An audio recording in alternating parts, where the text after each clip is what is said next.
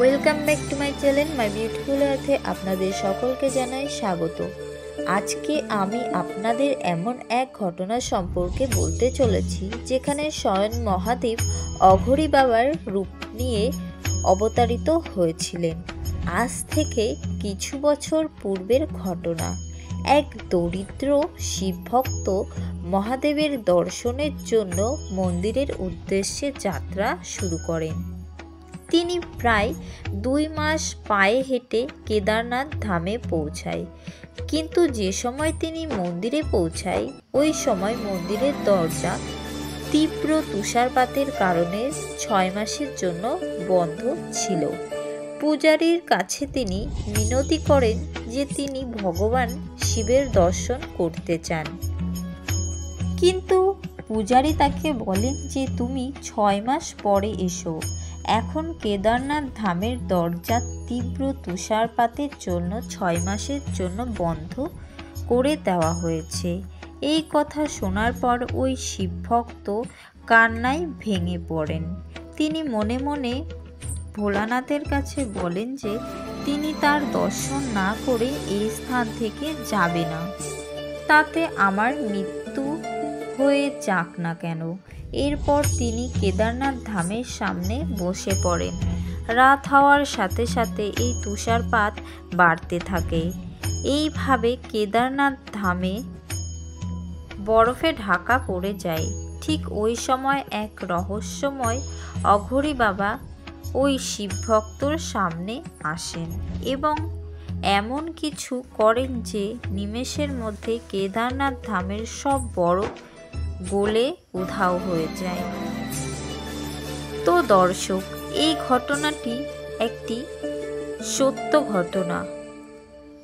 আজকে আমরা জানব ওই দিন ঠিক কী ঘটেছিল। তার আগে মাই বিউটিফুল আর্থ এই চ্যানেলটিকে সাবস্ক্রাইব করে দেবেন ও আমাদের চ্যানেলের সমস্ত ধর্মীয় ভিডিও পেতে এই চ্যানেলটিকে সাবস্ক্রাইব ও সাথে বেল আইকনটি ক্লিক করে দেবেন। এই কাহিনী এমন একটি শিবভক্তকে নিয়ে যিনি ভোলানাথের খুব বড় ভক্ত ছিল। এই ব্যক্তি ছিল অত্যন্ত গরিব, তার কাছে ভক্তির অতিরিক্ত আর কিছুই ছিল না। তিনি মহাদেবের দর্শন করার জন্য কেদারনাথের উদ্দেশ্যে বেরিয়ে পড়ে। সেই স্থানে পৌঁছানোর জন্য কোনো বাহন ছিল না তার কাছে। ওই সময় ধনী ব্যক্তিরাই কোনো স্থানে যাওয়ার জন্য গরুর গাড়ি ব্যবহার করত এবং ওই ব্যক্তি ছিল নিঃস্ব। এর জন্য তিনি পদযাত্রা করার সিদ্ধান্ত নিয়েছিল এবং তারপর তিনি ঘর থেকে বেরিয়ে পড়ে। মনে ভগবান শিবের ভক্তি ও নাম জপ করতে করতে তিনি এগিয়ে চলেন এবং তিনি কেদারনাথ যাওয়ার ঠিকানাও জানতেন না। রাস্তায় মানুষের কাছে জিজ্ঞাসা করতে করতে তিনি এগিয়ে যাচ্ছিলেন এবং প্রায় 2 মাস পর পায়ে হাঁটার পর তিনি মন্দির পর্যন্ত পৌঁছায় এবং পৌঁছে তিনি দেখলেন মন্দিরের চারদিকে কোথাও কোনো কোলাহল নেই, কোনো ব্যক্তি সেখানে নেই, সাথে তীব্র তুষারপাত হচ্ছে। তিনি মন্দিরের কাছে যাওয়ার পর দেখলেন যে পূজারী ও তার সেবকরা বাবা কেদারনাথের পূজা করার পর মন্দিরের দরজা বন্ধ করে ফিরে যাচ্ছেন। তিনি দৌড়ে পূজারীর কাছে পৌঁছলেন এবং তাকে বললেন যে আমি বাবা কেদারনাথের দর্শনের জন্য এসেছি, কখন হবে আমার প্রভুর দর্শন। ওই সময় পূজারী তাকে যা বললেন তা শুনে ওই পূজারী কথায় শিবভক্ত কান্নায় মাটিতে লুটিয়ে পড়লেন। পণ্ডিত তাকে বললেন ওই সময় বাবা কেদারনাথের দর্শনের সময় নন, এখন মন্দিরের দরজা 6 মাসের জন্য বন্ধ করে দেওয়া হয়েছে এবং 6 মাস পরে তা খুলবে, তখন তুমি বাবার দর্শন করতে পারবে। আমার কথা শোনো, তুমি এখন ফিরে যাও, এত ঠান্ডায় তুমি সারা রাত থাকতে পারবে না এখানে এবং তোমার কাছে খাবার ও গরম বস্তু কিছুই নেই। তাহলে এখানে দাঁড়িয়ে না থেকে তুমি বরং ফিরে যাও। এই কথা বলে পণ্ডিত সেই স্থান থেকে প্রস্থান করলেন। পণ্ডিতের কথা শুনে ওই শিবভক্ত দুঃখী হয়, কিন্তু ওই শিবভক্ত মনে মনে ঠিক করেন তিনি বাবার দর্শন না করে ওই স্থান ছেড়ে যাবে না। এই রকম ভেবে তিনি কেদারনাথ ধামের সামনে বসে পড়লেন। ধীরে ধীরে রাত হতে থাকলো এবং তিনি ভগবান শিবের নাম জপ করতে থাকলেন এবং এক সময় তিনি তীব্র আলোর জ্যোতি দেখতে পায় এবং ওই তীব্র আলোর মধ্যে দিয়ে অঘরী বাবাকে দেখতে পায়।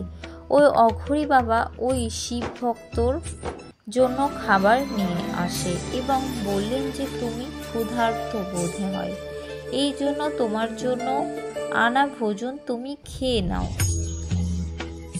এবং অঘরী বাবা সাথে সাথে আগুন জ্বালালেন এবং বললেন তোমাকে দেখে খুব ক্লান্ত মনে হচ্ছে, এখন এই ভোজন খেয়ে একটু বিশ্রাম নিয়ে নাও। এই শিবভক্ত এতটাই ক্লান্ত ছিল যে আগুনের উষ্ণতায় তিনি ঘুমিয়ে পড়লেন। পরের দিন সকালে ভক্তর ঘুম ভেঙে যায়। তিনি দেখলেন যে চারদিকে কোথাও বরফ নেই, আবহাওয়া অত্যন্ত মধুর, ঠান্ডা তো প্রায় নেই। পণ্ডিত জি তো বলেছিলেন আগামী 6 মাস বরফ পড়বে ও মন্দিরের বন্ধ থাকবে, কিন্তু এখানে তো কোথাও বরফের চিহ্ন পর্যন্ত নেই। এরপর তার মনে হলো রাতে আসা অঘরী বাবার কথা।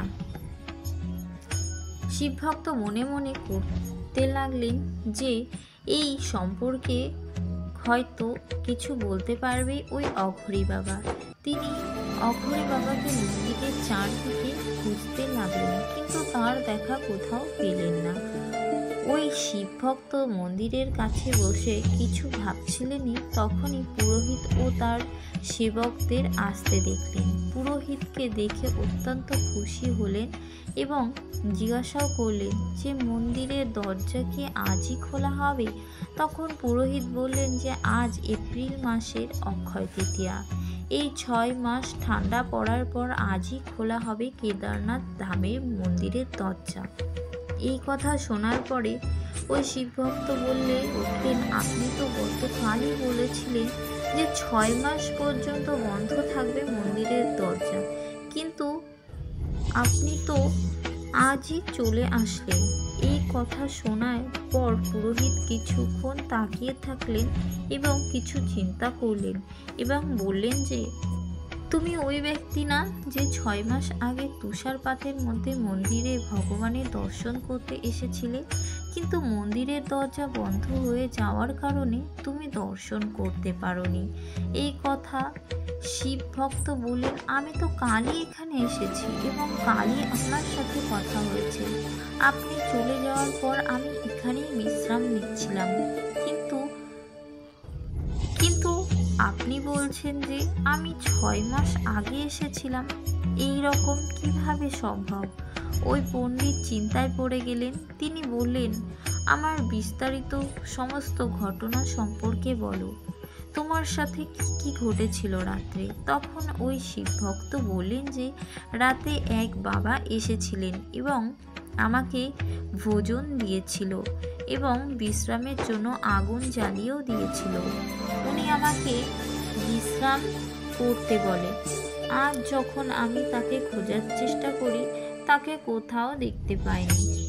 এই কথা শুনে পুরোহিত এবং তার সাথে থাকা সেবকদের চোখ অশ্রুতে ভরে যায় এবং তাকে বললেন যে অঘরী বাবাকে কেমন দেখতে ছিল। তিনি বললেন যে তিনি হুবহু অঘরী বাবার মতোই দেখতে ছিল এবং তার গায়ে ছিল ভস্মমাখা এবং তিনি বাঘের ছাল পরিধান করেছিল এবং তার গলায় ছিল রুদ্রাক্ষর মালা। এই কথা শোনার পর ওই পুরোহিত ও সেবক ওই শিবভক্তর চরণে পড়ে যায় এবং বললেন হে শিবভক্ত তুমি ধন্য, কাল রাতে তুমি যে অঘরী বাবার দর্শন পেয়েছ তিনি আসলে স্বয়ং কেদারনাথ ছিলেন। তুমি এখানে এসেছো 6 মাস হয়েছে এবং এই 6 মাসের সময়টাকে তিনি একদিনে কাল পরিবর্তন করার শক্তি তো কেবল ভোলেনাথেরই রয়েছে। পুরোহিত বললেন যে তুমি পরম সৌভাগ্যবান যে তুমি মহাদেবের দর্শন পেয়েছ। ভগবান শিব তার পরম ভক্তের জন্য কালের সময়কে বদলে দিয়েছে। পুরোহিত বললেন, স্বয়ং ভগবানের দর্শন পেয়েছ তুমি, তুমি ধন্য, তুমি ধন্য।